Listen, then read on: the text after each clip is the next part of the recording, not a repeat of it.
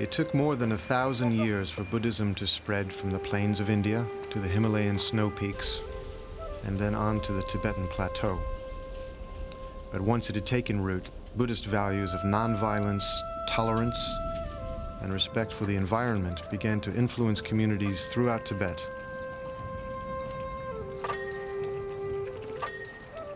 In Bhutan, high on the rock face of a mountain, there is a cave known as the Tiger's Nest. In the 9th century, Padmasambhava, the founder of Tibetan Buddhism, meditated there. For those that undertake the strenuous climb up to it, the journey symbolizes a path to a pure land, the ultimate goal being enlightenment.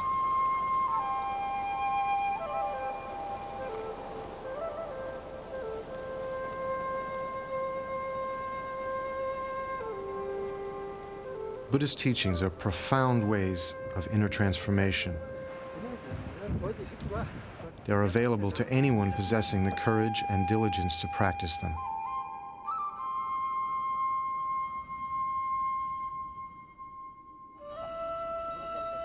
At the center of this world is the Lama, or spiritual teacher, a living example of enlightenment. As a spiritual leader, he also participated in every aspect of Tibetan culture.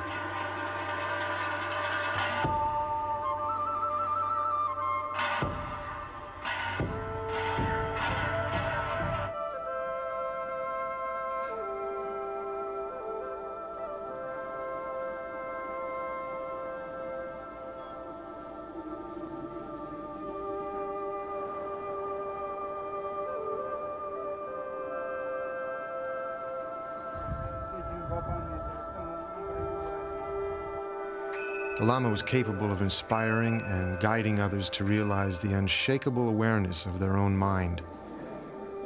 One such teacher was Khyentse Rinpoche.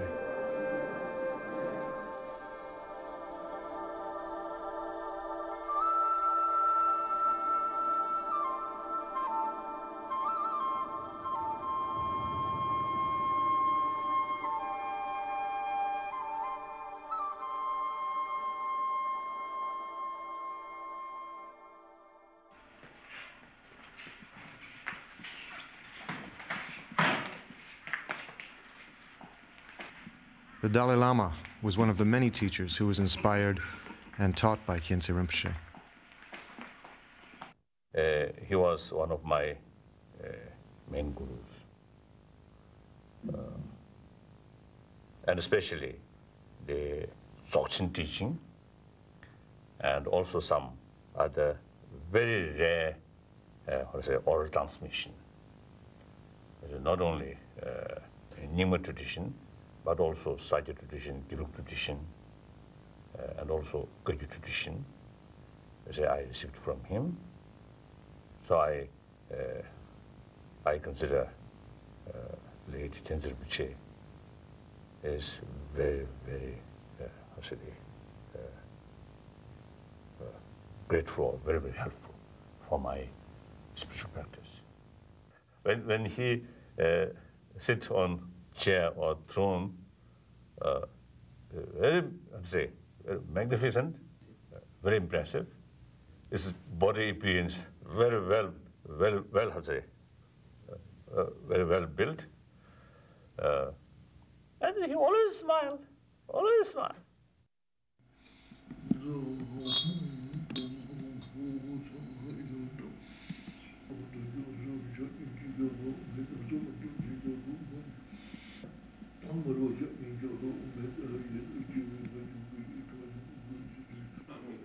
The Dalai Lama requests teachings from Khyentse Rinpoche, making a symbolic offering of precious stones as a symbol of the whole universe.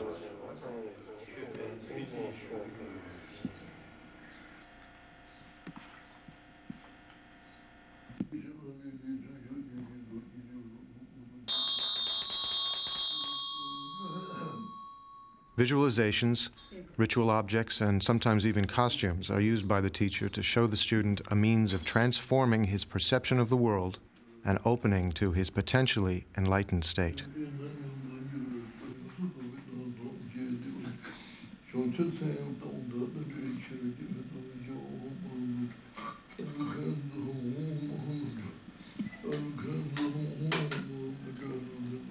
At the end of this 3-day empowerment, the roles are reversed, and as a sign of humility, Khyentse Rinpoche requests the Dalai Lama to bless him.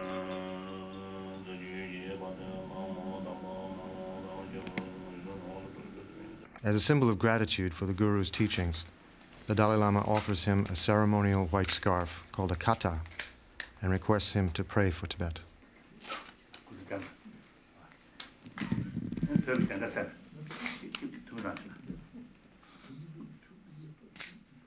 And you say, according to my own experience, of course, you say, as a result of meeting these great masters, you say, my spiritual development, for my spiritual development, a great benefit.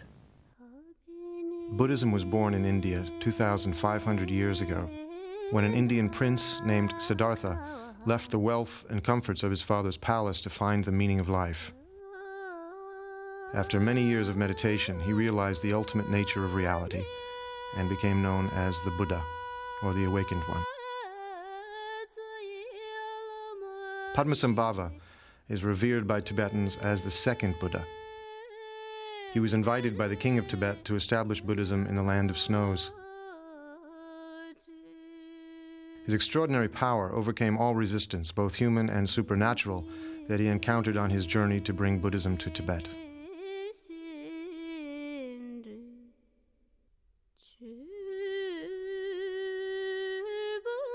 Through the power of his realization, Tibet became a unique spiritual society whose traditions have remained unbroken until the recent occupation by the Communist Chinese.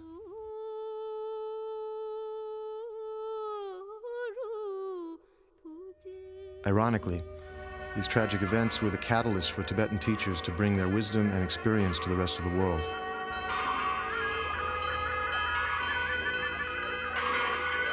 Many people who met these great masters were struck by their kindness, sense of humor, and extraordinary presence, and began to learn that Buddhism was not based on withdrawing from the world, but on embracing it with love and compassion. That lasting happiness can only come from inner peace.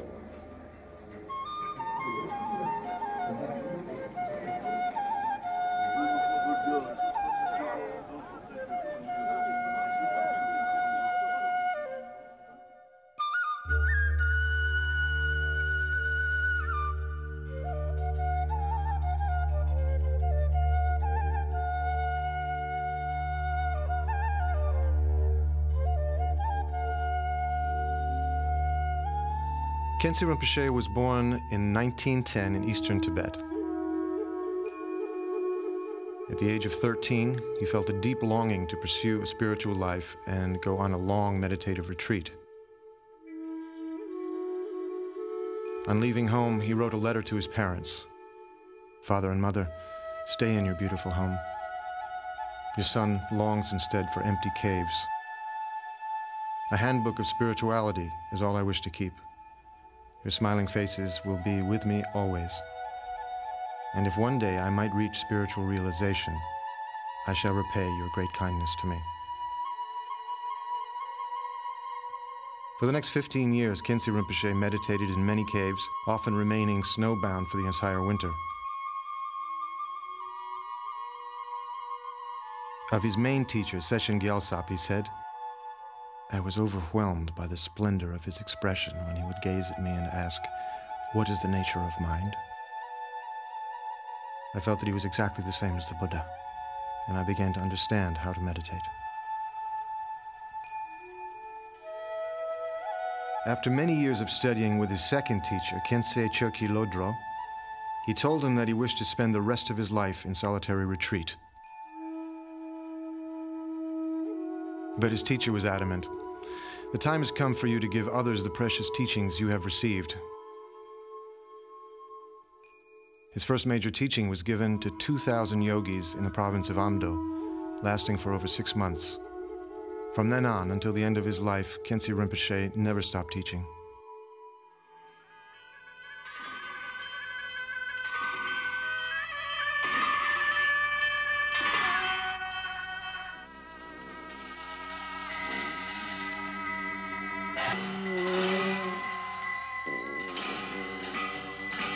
In 1949, China invaded Tibet. By the end of the 50s, the occupation was solidified. Sorrow and devastation tore through 1,000 years of peace. A human and cultural genocide soon followed. The Dalai Lama, followed by 100,000 Tibetans, escaped to India. 6,000 monasteries were destroyed. 1 million Tibetans died. Khyentse Rinpoche wrote, "A beautiful country is a dreamlike illusion. It's senseless to cling to it. Unless the inner forces of negative emotions are conquered, strife with outer enemies will never end."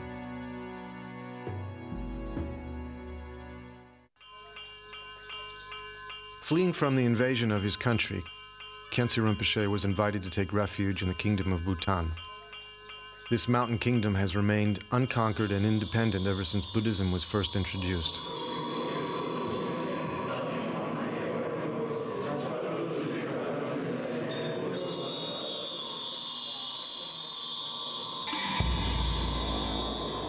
Soon the power of his realization drew many students to him. As the years passed, he became the foremost teacher in Bhutan, revered by all, from the king and queen mother to the humblest farmer.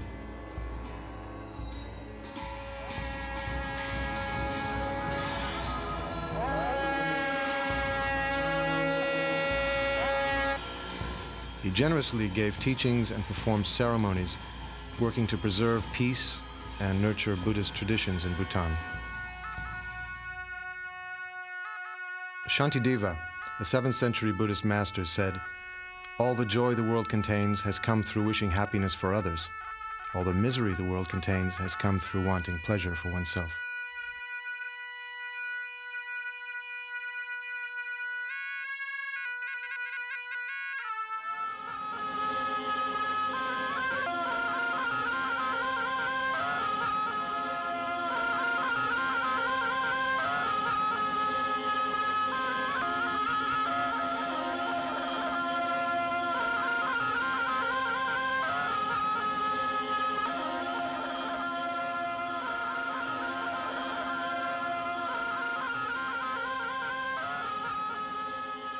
Khyentse Rinpoche's compassionate activities embraced not only the Kingdom of Bhutan, but also Nepal, Sikkim, and India, and later extended to Europe and North America.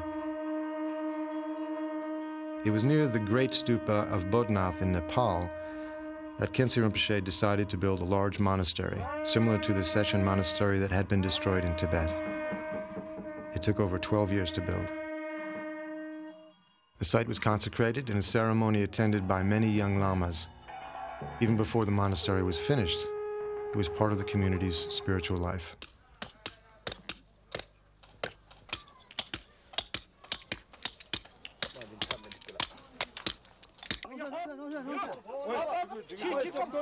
For several years, many artists and their families lived inside the half-built monastery, creating the thousands of traditional paintings, gold-covered sculptures, ceremonial masks, and costumes that are used in the daily life of a Tibetan monastery. Today, Session Monastery offers one of the most authentic examples of these sacred arts outside of Tibet.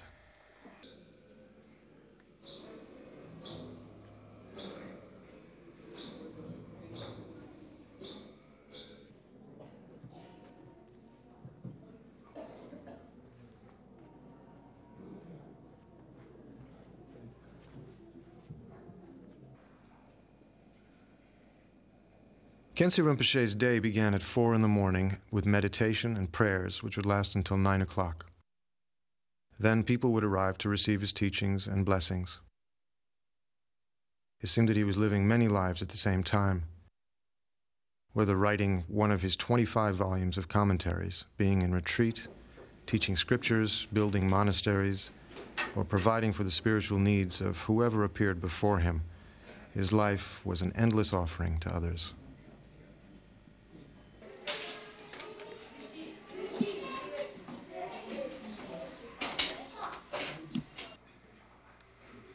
Khyentse Rinpoche was always involved with the education of the young monks, often quoting to them the words of the Buddha. I have shown you the methods that lead to liberation, but you should know that liberation depends upon yourself.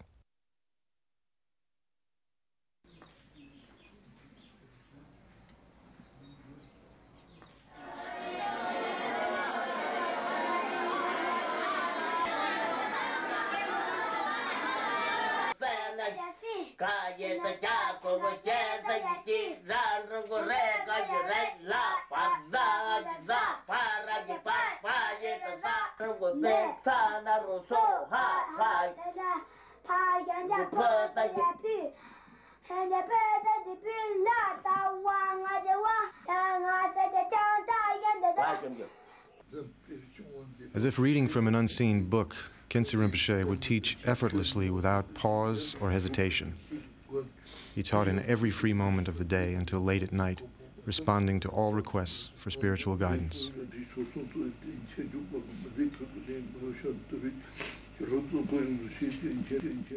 Their final enlightenment, from the Buddhist viewpoint, of course, the Buddhahood is the final enlightenment.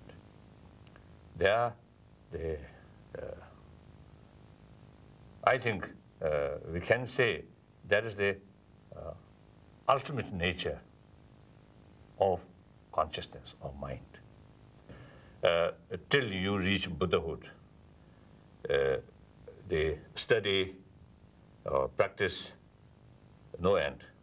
When Buddha enlightenment, enlightenment of Buddhahood comes, then you can get complete rest. There's no need effort. Till that is a level, yes, constant effort need. For the Tibetan Buddhist, each symbolic object, gesture, or chant is an offering representing an outer projection of an inner meditation. The ultimate goal is to realize the true nature of mind.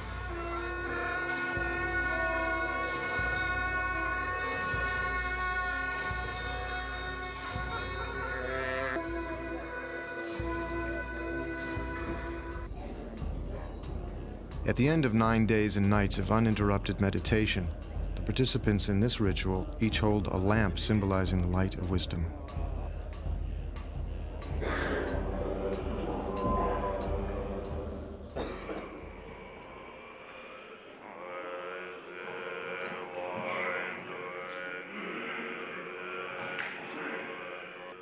Khyentse Rinpoche's grandson and spiritual heir, Rabjam Rinpoche, leads the chant. They pray to relieve the sufferings of all beings and vow to be reborn and practice together in future lives.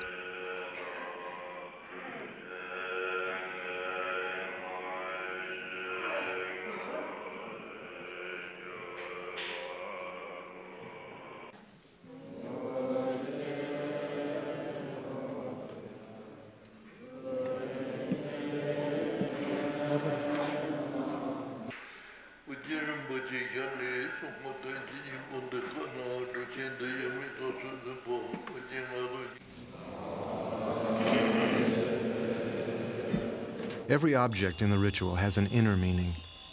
This 5-petaled crown symbolizes the transformation of 5 harmful emotions: hatred, greed, ignorance, pride, and jealousy into wisdom. In the fire ritual, the flames symbolize the wisdom that burns away ignorance and self-centered emotions. At the end of a large ceremony, the intricately created sand mandala is swept up and scattered into a river, a reminder of the impermanent nature of everything.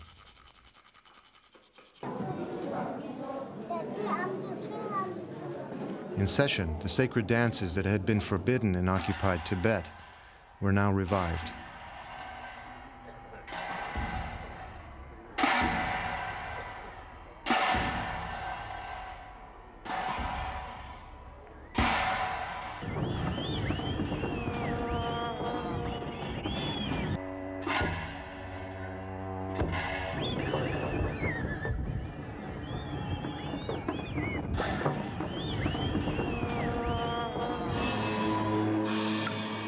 During a 2-day annual festival, the monks share with the entire lay community their inner spiritual experiences through these sacred dances.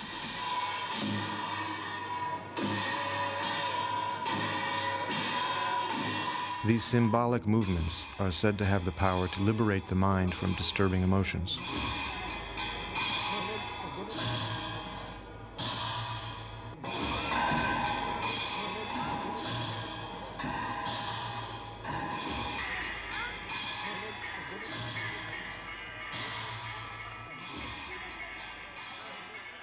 Every year, Khyentse Rinpoche, Rabjam Rinpoche, and his disciples would gather in India under the tree where the Buddha received enlightenment and offer prayers for world peace. Those with compassion are kind even when angry. Those without compassion kill even as they smile.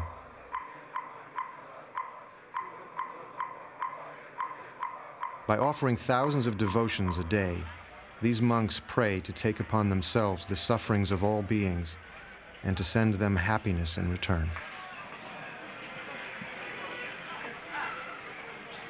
All over the Himalayas, prayers are carried by the wind that blows over flags and by water turning prayer wheels.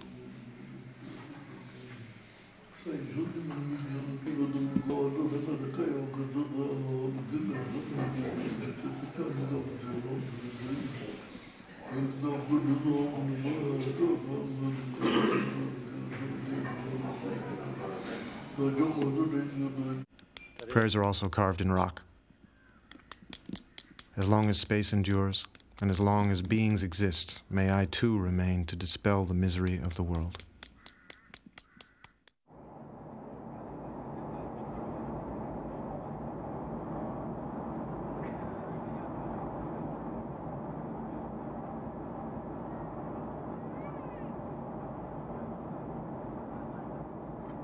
In 1985, after sealing the borders for decades, the Chinese allowed a few Tibetans to briefly visit their homeland. Among them was Khyentse Rinpoche.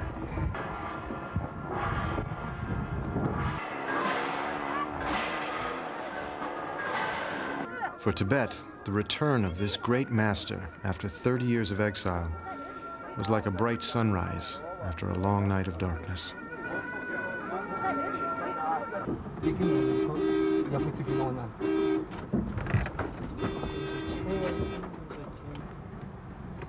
The Chinese persecution had not diminished the Tibetan people's strength of mind nor their love for their Buddhist traditions.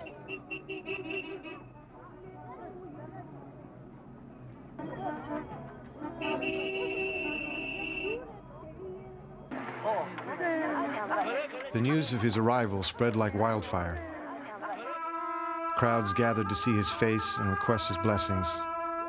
Despite his old age, Khyentse Rinpoche visited every monastery that invited him.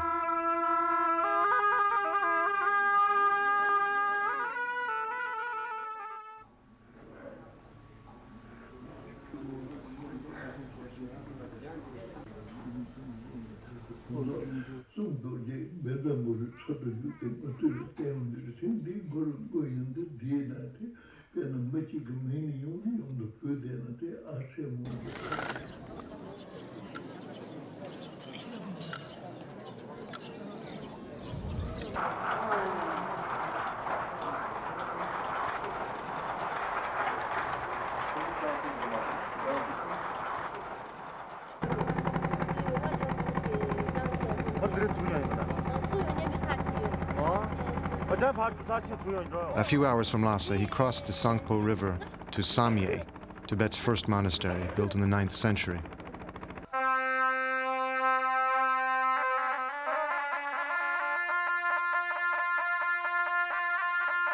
Beholding the Chinese destruction of the beloved monastery, he vowed to restore it to its former splendor.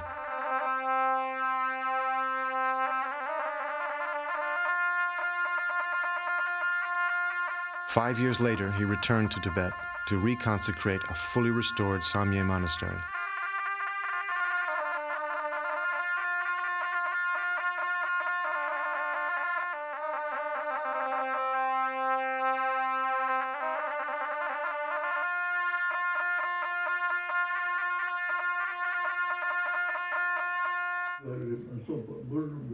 Wherever Khyentse Rinpoche went, the entire village would be waiting to see him and listen to his advice.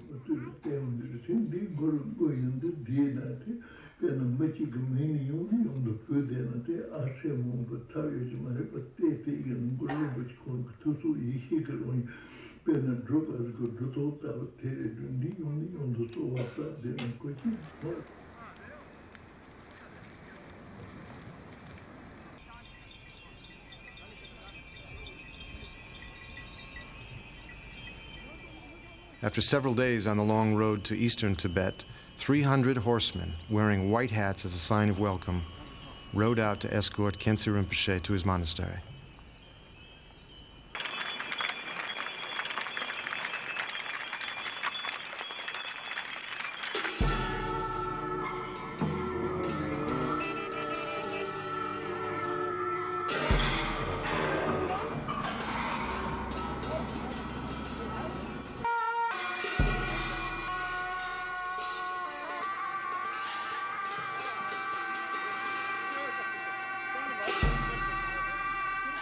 A traditional procession had formed to greet him at Derge and show him the only printing press in Tibet that was not destroyed during the Chinese Cultural Revolution.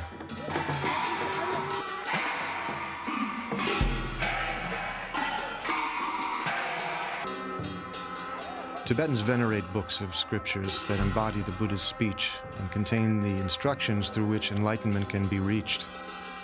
The press is therefore no less sacred than a temple.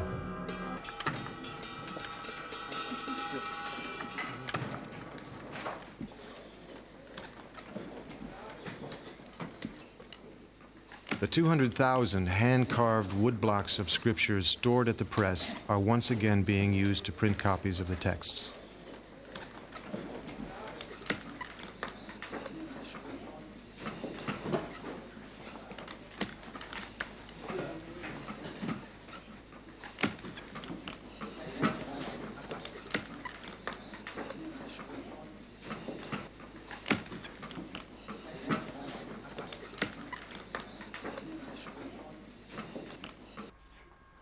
A quiet moment with an old friend who had not been able to escape the Chinese occupation.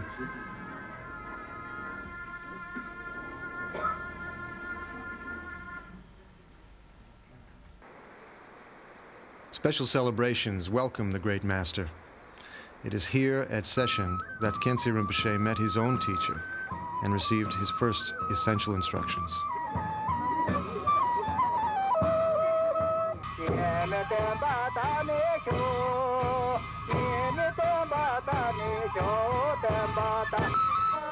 He greets a former attendant who had prayed for years not to die before seeing the great master again.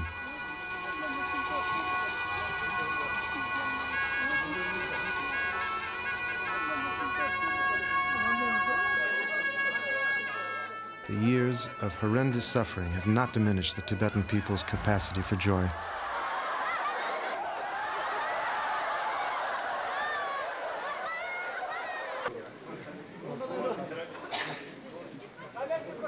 For hours, people would file by Khyentse Rinpoche and Rabjam Rinpoche, now the abbot of the monastery.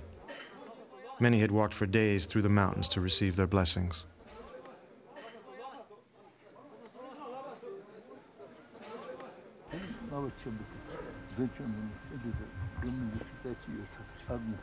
Precious relics and other sacred objects hidden from the Chinese at great risk are brought out for the first time.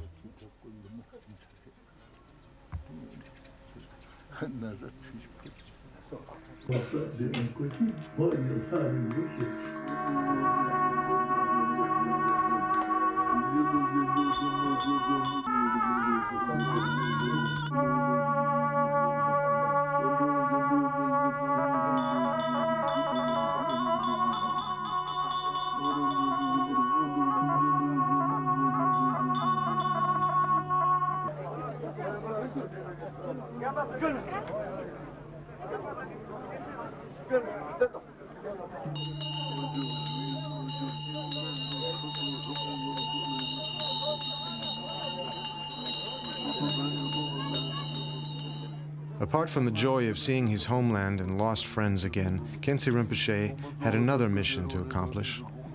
It was to give teachings and initiations to other lamas and students, all of whom had been denied their spiritual heritage for so many years.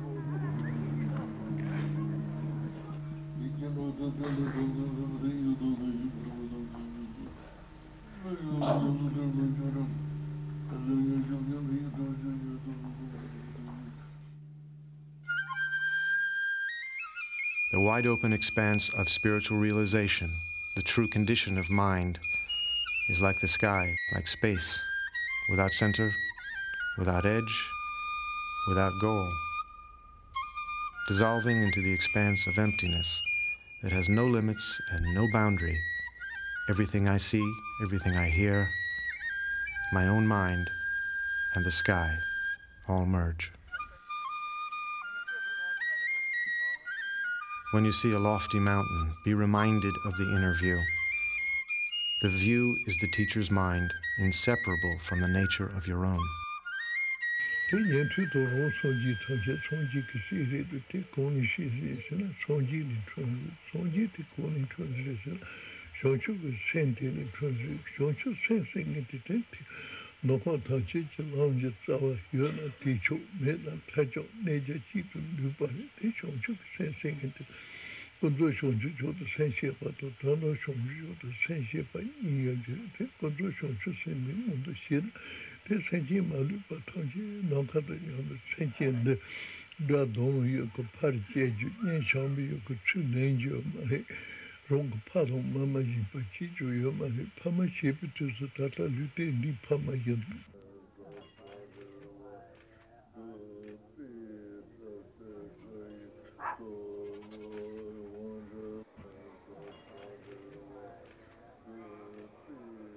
Khyentse Rinpoche had numerous visions of spiritual treasures. In one of these discoveries, he saw the mandala of the Buddha of eternal life appearing on the surface of a lake. Following this vision, he wrote a whole volume of teachings and spiritual practices.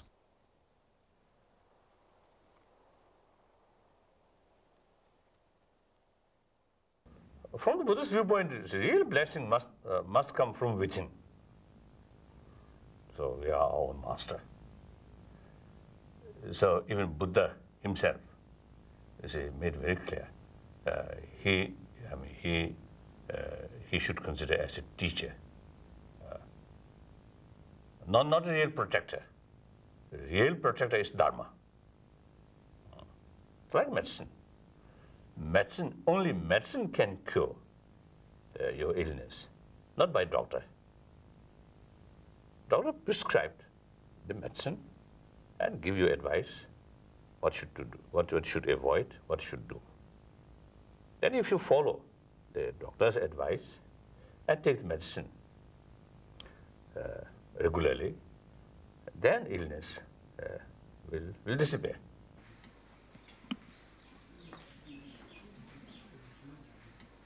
At the heart of Tibetan Buddhism is the openness and confidence between student and teacher.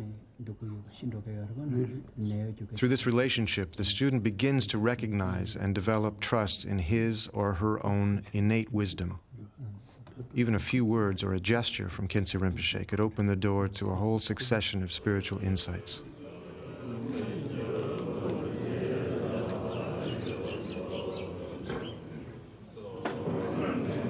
Rabjan Rinpoche said of his grandfather, he would reply to our questions not only as a scholar, but from the depth of his practical experience and wisdom.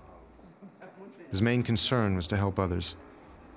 To be in his presence was to experience a living example of what lies at the end of the spiritual path.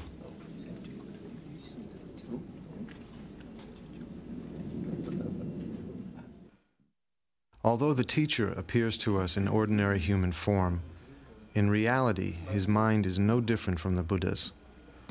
The only difference between the teacher and the Buddha lies in his kindness to you.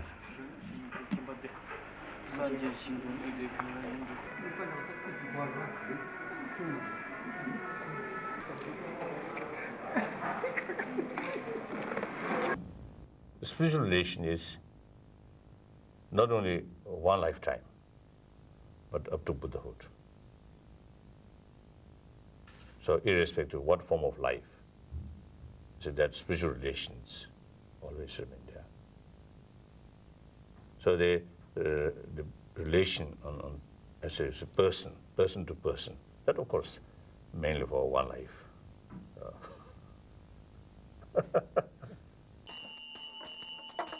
Rabjam Rinpoche is the incarnation of one of Khyentse Rinpoche's own teachers, so their spiritual relationship continues from life to life.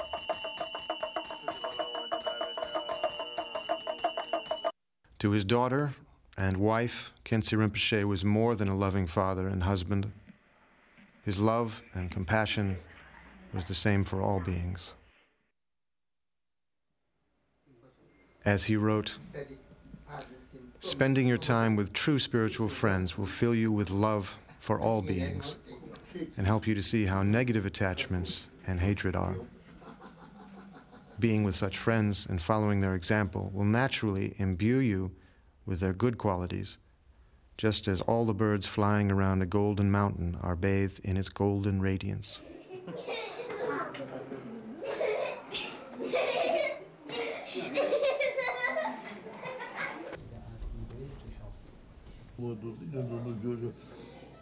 Nearing the end of his life, Khyentse Rinpoche was particularly attentive to those young lamas who had been recognized as incarnations of past teachers.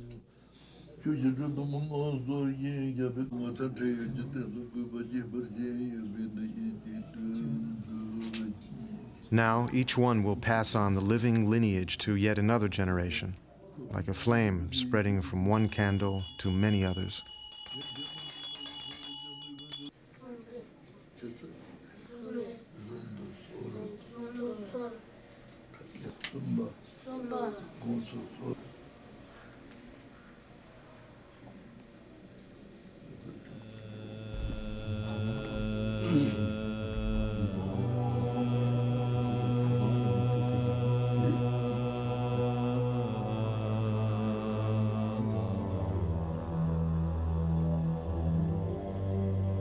In the midst of clouds of impermanence and illusion dances the lightning of life. Can you say you won't die tomorrow? Practice the Dharma.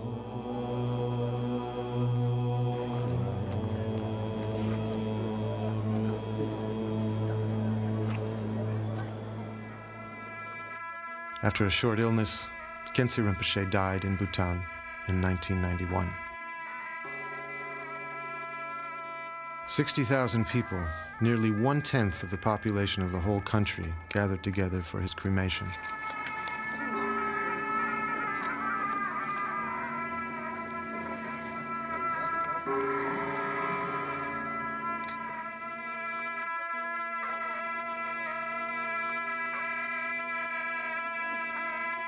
The royal family, 100 teachers, and countless students from all over the world gathered on all sides of the cremation stupa to meditate and offer prayers.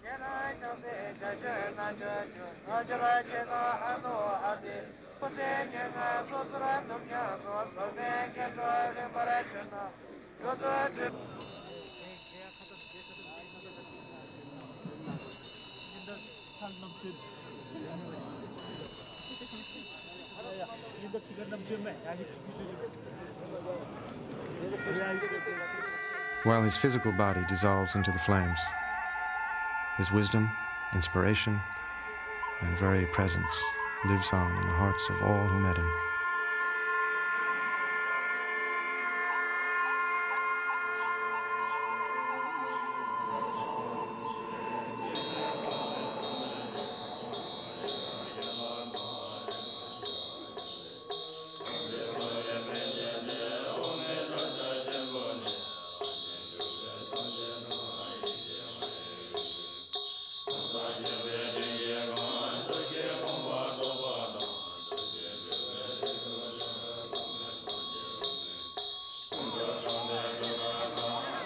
Once a week, for 7 weeks, 100,000 butter lamps were offered at the Great Stupa in Nepal in his memory.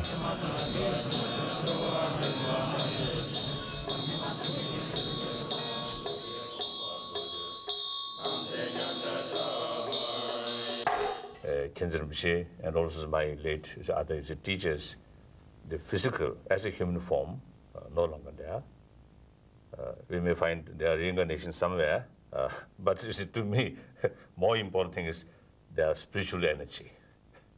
So of course that reincarnation also is very important, but more important is the spiritual energy. They're always there.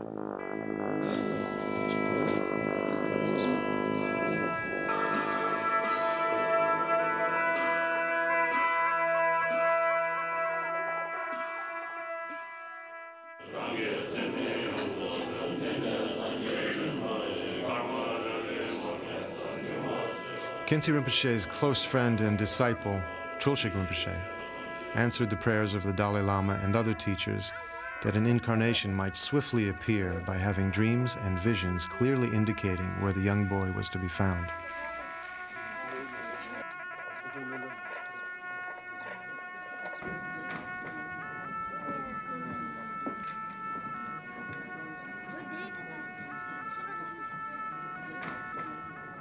So I have full conviction.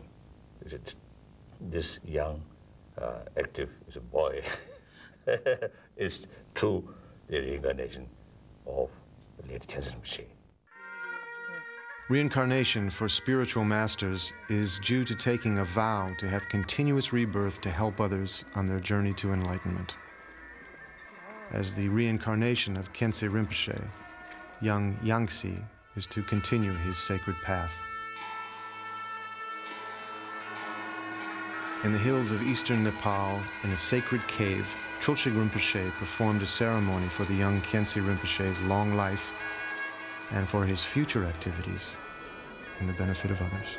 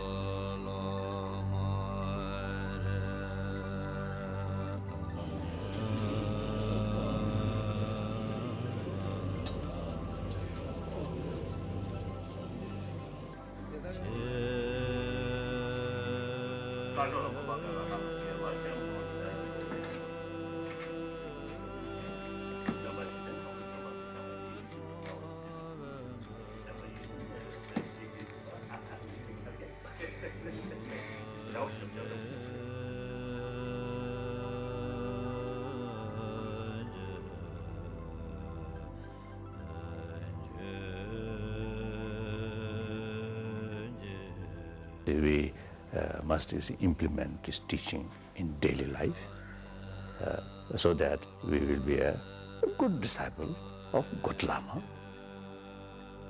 So that is about my Guru.